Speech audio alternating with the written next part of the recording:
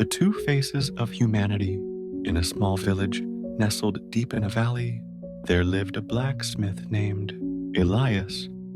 He was known for his skilled hands and kind heart. Everyone in the village admired him, not just for crafting the finest tools, but also for his generosity, repairing plows for the poor without charge and sharing his meals with wandering beggars. One day, a stranger arrived in the village. He claimed to be a merchant from a distant land, carrying rare and valuable goods for trade. But his eyes were cold, and his smile never felt sincere. Soon, he began whispering to the villagers, "Is Elias really as kind as you think? He works tirelessly, but is it truly out of kindness? Or does he have an ulterior motive? No one can be that selfless without wanting something in return." Doubt crept into the hearts of the villagers. Slowly, they began to see Elias differently. When he helped a farmer repair his plow, they no longer saw it as an act of goodwill but thought, perhaps he does this for praise. When he shared food with the poor, they murmured, what if he has a hidden agenda? Elias sensed the change in the way people looked at him. He continued to live as he always had, but the warmth in their eyes had turned into suspicion. He couldn't understand why. Then, one day, a child went missing in the forest near the village. Panic spread, and the villagers searched frantically, but found nothing. Just as hope was fading, Elias appeared, carrying the child in his arms, his clothes covered in dirt. He had found the little one deep in the forest, shivering from cold and hunger. But instead of gratitude, the villagers looked at him with suspicion.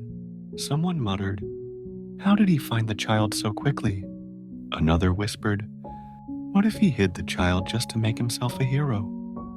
Rumors spread like wildfire. They no longer remembered the countless times Elias had helped them, only the doubts that had been planted in their minds. Anger flared, and in a single moment, the crowd turned against him. No one knew who threw the first stone, but by the end of the day, Elias was cast out from the village he had once loved. Years passed. No one knew what had happened to Elias. The mysterious stranger had also vanished, as if he had never been there. Over time, the villagers realized their mistake, but their regret could not bring Elias back. Kindness is fragile. A little doubt, a little selfishness, and humans can turn even the purest acts into something suspicious. And perhaps the greatest tragedy of humanity is not the existence of evil, but the moment they turn their backs on the very goodness within themselves. Second story. The Mask. In a crowded city, where people rushed between towering skyscrapers, there lived a man named Victor. He was wealthy, powerful, and always presented himself as the perfect figure. A successful businessman, a generous philanthropist, a model citizen, Victor donated millions to charities, appeared on television with inspiring speeches about kindness, and hosted lavish parties for politicians and entrepreneurs, where fine wine and artificial smiles filled the air. No one doubted him, for he was the very image of success and virtue. But when the spotlight faded, when the applause died down, Victor returned to his vast mansion, a place cold and empty. He stared into the mirror, and the face looking back at him was not the charming, admired man the world saw, but a stranger. Beneath that perfect mask, Victor was a lonely man. He had never helped anyone without expecting something in return. His charity was nothing more than a cover for his shady business dealings. His smiles, handshakes, and promises were all part of a performance. Then one day, a young woman named Anna came to see him.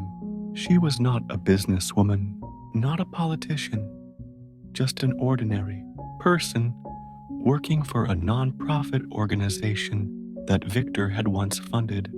"I just wanted to thank you," she said. "Because of your charity, we've been able to help hundreds of underprivileged children." Victor looked at her, and for the first time, he felt something strange. This was not flattery, not empty praise from someone trying to win his favor. It was genuine gratitude. For the first time in his life, Victor felt unsettled. He had lived in deception for so long that when faced with sincerity, he didn't know how to react. That night, he stood before the mirror again, but this time, the mask he had worn for years had begun to crack. The tragedy is not that people have two faces. It's that they wear a mask for so long. They forget what their real face looks like.